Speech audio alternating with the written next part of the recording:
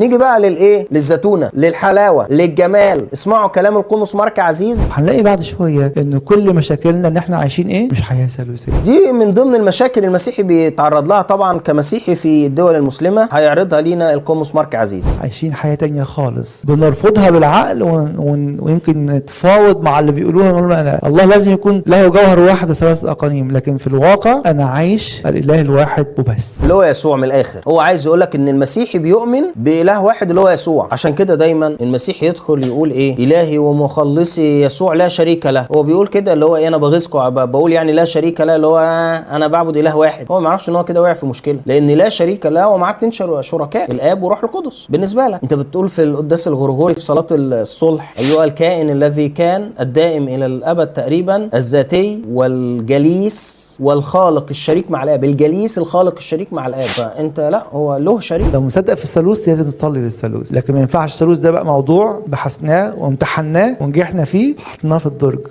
ما ينفعش ان الثالوث يبقى كلام بصليه لكن اطلع بره ابقى واحد موحد بالله ماليش دعوه بالثالوث. ما ينفعش. اهلا بيك يا فندم.